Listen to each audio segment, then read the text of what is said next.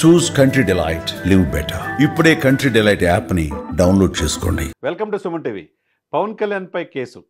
Andhra Pradesh deputy సీఎంగా సమర్థవంతంగా పనిచేస్తూ దేశ రాజకీయాల్లో సరికొత్త రాజకీయాలకి 100% స్ట్రైక్ రేట్తో దూసుకుపోతున్న సైక్లోన్ అంటే ఈయన పవన్ గారు తుఫాన్ అని మోదీ గారు అన్నారు, నిన్ననే రజనీకాంత్ గారు కూడా అన్నారు. మరి అటువంటి సైక్లోన్ మీద కేసు వేసే దమ్ము ధైర్యం ఎవరికి ఉంటుంది? ఆయన ఏమైనా తప్పు చేస్తాడా? స్వార్థం లేని రాజకీయాలు, వ్యాపారాలు లేవు, సినిమాల ద్వారా వచ్చే డబ్బులతోనే పార్టీని నడిపాడు, పార్టీని బతికించుకున్నాడు, ఈరోజు ప్రజల కోసమే బతుకుతున్నాడు. అటువంటి వ్యక్తి మీద కేసు వేయటం అంటే అది మూలాల్లోకి వెళ్తే ఎవరు ఈ కేసు వేసింది?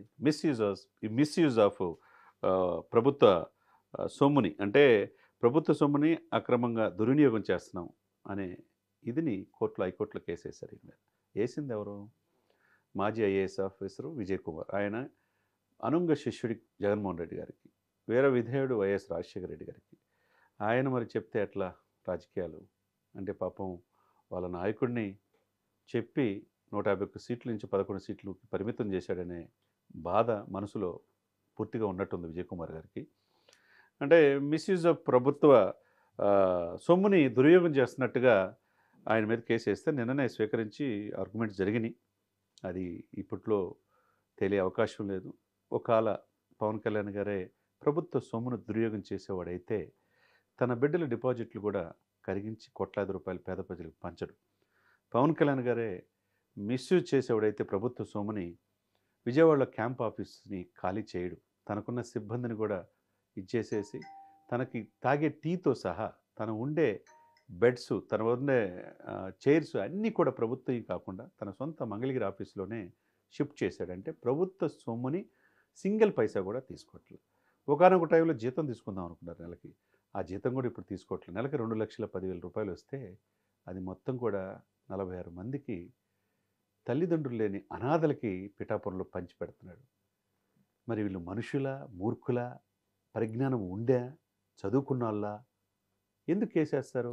ఏదో ఒకటి ఆయన మీద బురద జల్లటానికి ప్రయత్నం. ఈనాటి నుంచి కాదు, దశాబ్దం పైనే పవన్ కళ్యాణ్ అంటే రాజకీయాల్లో వస్తే కష్టం అనేది, ఆ భయం అనేది అందరిలో ఉంది. సినిమాల్లో ఉంటే ఓకే, సరే సినిమాల్లో మొకటూ లేని మహారాజుగా ఉన్నాడు. ఇప్పటికీ సినిమాల్లో ఓజీ ఎప్పుడు వస్తుందని దేశం మొత్తం ఎదురు చూస్తుంది. 100 కోట్ల మంది హిందువులకు ప్రతినిధిగా ఆయన నేనున్నాననే భరోసా ఇచ్చిన ఏకైక వ్యక్తి పవన్ కళ్యాణ్ గారు. మరి సమర్థవంతంగా పనిచేసి ఒకవైపు వరల్డ్ రికార్డులు సాధిస్తా గ్రామీణ అభివృద్ధిలో ఎంతో కృషి చేస్తున్న ఈ వ్యక్తికి మీద కేసు వేస్తారా? ప్రభుత్వ సొమ్ములు దుర్వినియోగం చేసేవాడా ఈయన? ఈ అధికారంలో వచ్చిన తర్వాత కూడా ఈ 14 నెలల్లో దాదాపు 10 కోట్లు ఖర్చు పెట్టాడు. తెలంగాణ ప్రభుత్వానికి ₹1 ఆంధ్రప్రదేశ్ ప్రభుత్వానికి ₹1 వరదలు వచ్చినప్పుడు ఇచ్చాడు. ఎక్కడో మైసూరు ఊరిపల్లిలో ప్లే గ్రౌండ్ లేకపోతే 75 లక్షలు ఇచ్చాడు. మత్స్యకారులకి సహాయం చేస్తున్నాడు, ఎక్కడ అనాథలకి సహాయం చేస్తున్నాడు. ఇంకే ఇంత సహాయం చేస్తున్నా వీళ్ళకి కనపట్టలేదా? 400 గ్రామాలకి, గ్రామ పంచాయతీలకు ఒక్కొక్క గ్రామానికి ₹1,00,000 లెక్కన 400 లక్షలు అంటే 4 కోట్ల రూపాయలు ఇచ్చాడు. అది ప్రభుత్వాలు చేయాల్సిన పని. అంటే ప్రభుత్వాలు చేసిన పని ఈయన డిప్యూటీ సీఎంగా చేస్తున్నందుకు ఈయన మీద కేసు పెడతారా? ప్రభుత్వం అసలు ఏమైనా ఈయన దుర్వినియోగం చేసేవాడా? ఆయన డబ్బు మీద ఏవలేదు, పదవి కాంక్ష లేదు, వ్యామోహం లేదు. ఈ దేశ ప్రజలు సుస్థిరమైన ప్రభుత్వం, ఆంధ్రప్రదేశ్ ప్రజల ఆకాంక్ష అమరావతి రాజధాని, పోలవరం పూర్తి కావటం, విద్యార్థులకు, నిరుద్యోగులకి ఉద్యోగావకాశాలు కల్పించడం, సరైన రోడ్లు, మెరుగైన వసతులు, గిరిజనులకి. మరి చెప్పే విజయ్ కుమార్ అనే వ్యక్తి ఐఏఎస్ ఆఫీసరే కదా, ఇండియన్ అడ్మినిస్ట్రేషన్ సర్వీస్లో వచ్చిన వ్యక్తే కదా. మరి నువ్వు చేయదలుచుకుంటే, చెప్పదలుచుకుంటే గిరిజనులకు 7 దశాబ్దాల నుంచి కనీసం రోడ్డు మార్గం లేకపోతే రోడ్లు వేయించడం ఎందుకు చేతకాలేదు? దాని గురించి మీరు పోరాడరు. అన్యాయంగా మహిళలు వేధిస్తుంటే దాని గురించి పోరాడరు. దారుణంగా రోడ్లు లేకుండా అస్తవ్యస్తమైన వ్యవస్థలు ఉండిపోయి రాష్ట్రం అతలాకుతలం అయిపోయి దాని గురించి మీరు మాట్లాడరు. సమాజంలో సమస్యల గురించి మాట్లాడకుండా పవన్ కళ్యాణ్ మీద కేసేస్తే మేము కూడా కనపడతామనే భావన తప్పితే పవన్ కళ్యాణ్ గారిని ఎవరు ఏమి చేయలేరు. ఎందుకంటే ఆయనకి వ్యాపారాలు లేవు, వచ్చే ఆదాయం సినిమా, 3 సినిమాలు ఉన్నాయి, హ్యాపీగా సినిమాలు చేసుకుంటాడు. సరే సినిమాలే చేయకూడదు. ఎంజీఆర్ అంటే ముఖ్యమంత్రి అయిన తర్వాత సినిమాలు చేయాల. ఎన్టీ రామారావు గారు కూడా ముఖ్యమంత్రి అయిన తర్వాత కూడా సినిమా తీశాడు. బ్రహ్మర్షి విశ్వామిత్ర అనే సినిమా షూటింగ్లో పాల్గొని సెక్రటరియట్ నుంచి ఫైల్స్ క్లియర్ చేశాడు. అప్పుడు ఎన్డీఏ అక్కడ నేషనల్ ఫ్రంట్ చైర్మన్గా కూడా ఎన్టీ రామారావు గారు ఉన్నారు, చేశాడే. మరి ఆయనకి లేనిది ఈయనకి ఎందుకు ఉంటుంది, వర్తిస్తుంది? అసలు అప్పుడు వేరు ఇప్పుడు వేరు. యాజ్ ఎ డిప్యూటీ సీఎంగా ఆయనకు వచ్చే ఆదాయం ఏంటండి? వ్యాపారాలు లేవు, సినిమాలు తీసుకోవద్దా? సినిమాలతో వచ్చి డబ్బులతో పేద ప్రజలకు పంచుతున్నాడు కదా, ఆయన ఏం తింటలేదు కదా. బిడ్డల డిపాజిట్లు కూడా తీసుకొచ్చి 34 కోట్లు కౌలు రైతులకు ఇచ్చాడు కదా. వీళ్ళు ఎవరు రూపాయి ఖర్చు పెట్టరు ఉచిత సలహాలు ఇచ్చేవాళ్ళు. ఈ ఉచిత సలహాలు మానుకొని ప్రజా సమస్యల మీద దృష్టి పెడితే బాగుంటుంది. కోర్టులో కేసు వేసినా, అది హైకోర్టులో వేసినా, సుప్రీంకోర్టులో వేసినా ఏం ఫరక్ పడదు పవన్ కళ్యాణ్కి.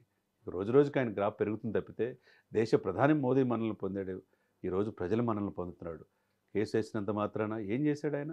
ఆయనకు వచ్చి జీతపత్యాలే తీసుకోవట్లా, ఏ విధంగా కేసేస్తారు? అంటే ప్రభుత్వ ఆస్తి దుర్వినియోగం చేస్తున్నాడు పవన్ కళ్యాణ్. ఏ ప్రజలు అడిగినా, 4 కోట్ల మంది ఆంధ్రప్రదేశ్ ప్రజలు అడిగినా చెప్తారు. 100 కోట్ల మంది హిందువులు ప్రతినిధిగా సనాతన ధర్మం కోసం పోరాడే పవన్ కళ్యాణ్ నిబద్ధత గురించి చెప్తారు.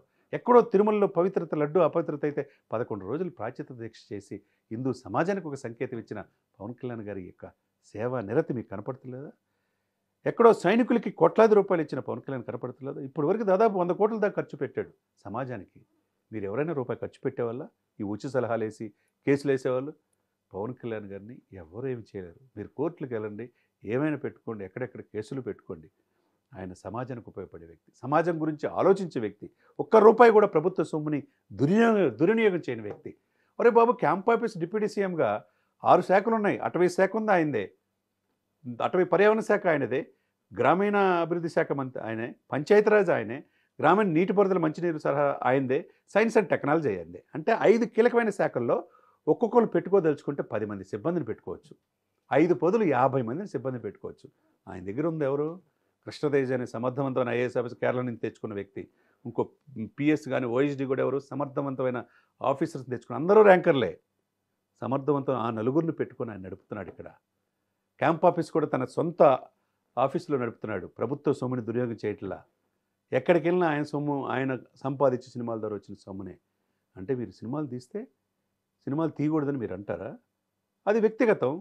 ఆయన ఎక్కడ 1 ఇయర్ పాటు ప్రభుత్వ గాడిలో పడేదాకా సినిమాలు తీయలేదే. మరి నిర్మాతలు ఇబ్బంది పడకూడదు కదా, 24 క్రాఫ్ట్స్ దాని మీద ఆధారపడిన వాళ్ళు. సినిమాలు వాళ్ళ కోసం తీశాడు, తప్పేంది? కాబట్టి పవన్ కళ్యాణ్ గారిని ఇది కోర్టులో ఏం చూస్తారు? కోర్టులో అంటే సాక్ష్యాలు. యాజ్ ఎ లామెన్గా నాకు కూడా తెలిసింది ఏంటంటే, మనిషి భావ ప్రకటన స్వేచ్ఛ ఉన్నది. ప్రతి మనిషికి తన యొక్క ఏదైతే సమాజానికి తన కళ ఉందో ప్రజలకు చూపించే ఇది ఉంటుంది. కాబట్టి పవన్ కళ్యాణ్ గారు చేసి ఏమీ తప్పు చేయలేదు. విజయ్ కుమార్ పాపం ఆయన ఆశలు అడయాశలై కోర్టులో ఈ కేసు నిలవదు. ఆయన సినిమాలు, ఓజీ సినిమా అయిపోయింది, సెప్టెంబర్ 25 ప్రపంచవ్యాప్తంగా రిలీజ్ అవుతుంది. అది ఎవరు ఆపలేరు. ఆ తర్వాత వస్తే ఉస్తాద్ భగత్ సింగ్ ఆపలేరు. ఆ తర్వాత సినిమాలు తీయాలనుకుంటే తీస్తాడు, లేకపోతే ఆ బాధ్యత అకిరానందన్ వాళ్ళ కుమారుడు తీసుకుంటాడు. కాబట్టి మీ ఎవరో ఉచిత సలహాలు చెప్పాల్సిన అవసరం లేదు.